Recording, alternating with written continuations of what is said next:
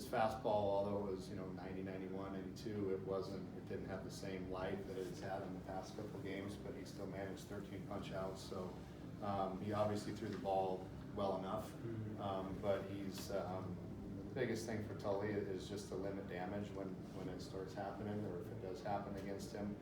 He's been doing a much better job of keeping innings small and not letting things speed up on him, which is big. But he's got great stuff, and he's showing why he's a big piece of our rotation. How much better do you think he would have been tonight if he had his best stuff? Tough to say. Sometimes maybe your stuff can be A+, but you end up feeling too good, at times, and you try to overthrow. And I think he stayed within himself, knowing that he may not have had, the normal velo that he normally has, but he executed his pitches for the most part. So it's called pitching. You don't always have to have the high velo. You can hit your spots and change speeds in the right counts, and did a great job of that tonight. 13 strikeouts is the most by an ASU starter since 2010. What was the most important thing in your mind? 13 strikeouts and 0 walks? 0 walks.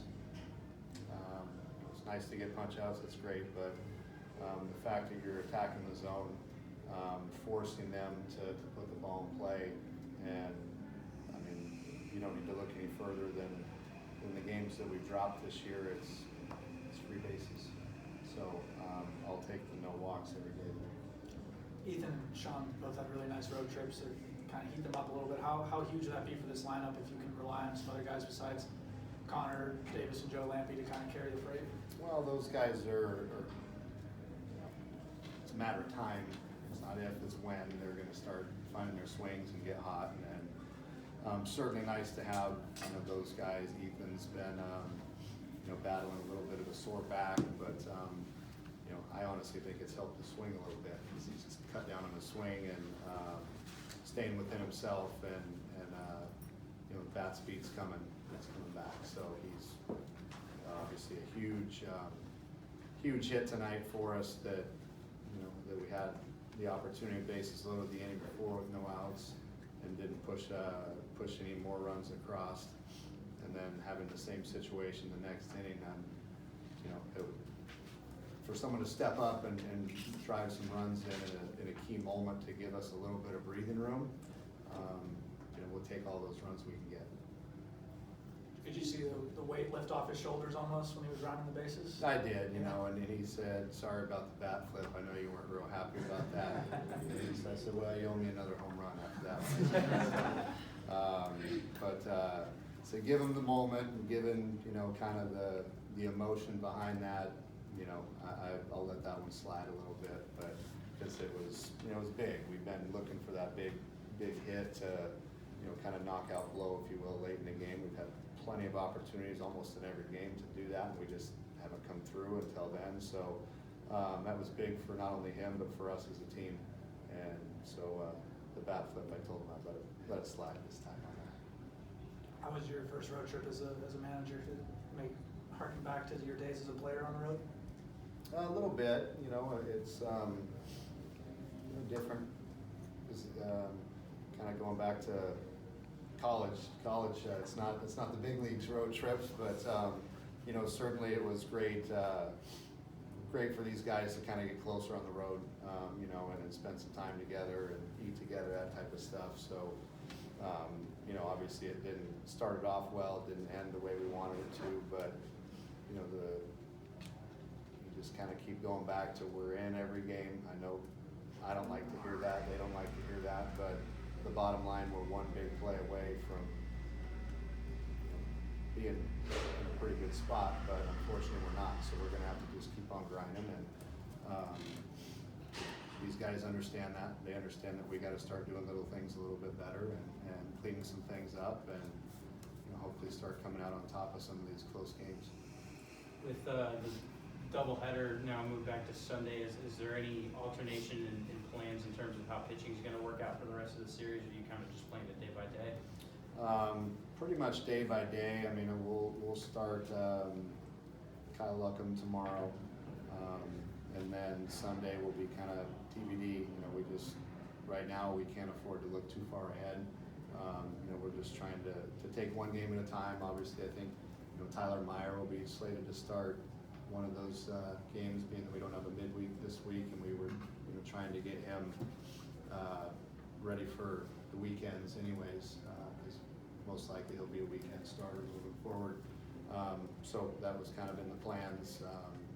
Jacob Walker's been amazing. He was ready to throw again tonight if we needed him. So I'm ready. It's like, dude, he just started 2 days ago. You're not playing pitching tonight, but we might have if we had to, because he was ready. He's just been, overly eager to do whatever is needed. So, he'll be in there at some point, whether it's as a starter or tomorrow, or he's kind of our savior right now, being able to plug him in and do whatever we need him to do.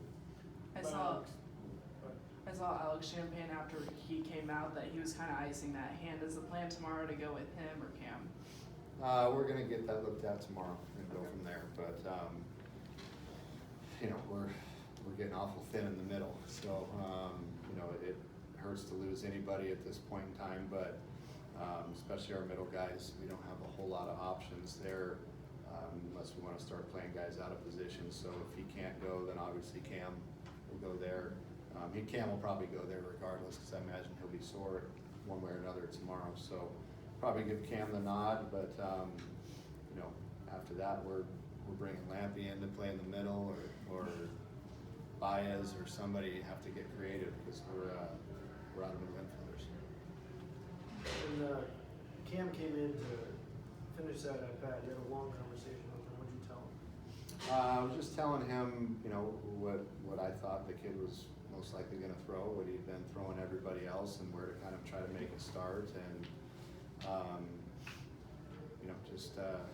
relax. He got thrown into the fire in a 2-2 count. You don't have much to work with here, but just try to get a pitch up in the zone and make something happen. And I was watching Kai on the stolen base, so I didn't really see the pitch. If it was, obviously it got called strike, so it's like, hey, tough one.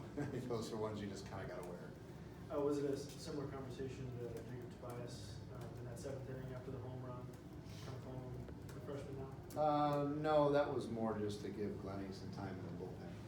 We had every intention of sending Tully back out there to get the first left-handed hitter that inning. So it was a 1-run game at that time. We needed to get that leadoff hitter out, who was a left-handed hitter, and we figured Tully could do that. But once Ethan hit the slam, we stretched our lead a little bit, and I didn't want to send him out there after that long of a layoff, but we did need a few more seconds or a little bit more time there to get Glenn loose. So we have a couple offensive timeouts. I kind of tried to use one there. Coach, despite the slow start, Sun Devil Faithful came out in droves tonight. What's your message for them? That's been huge. The support from day one's been outstanding. We love having packed seats, packed house. The players love it. I love it. The administration loves it. But to me, that's what ultimately the goal is, to get this place filled back up and get people excited about ASU baseball and the fact that the brand of baseball that we hope these guys play.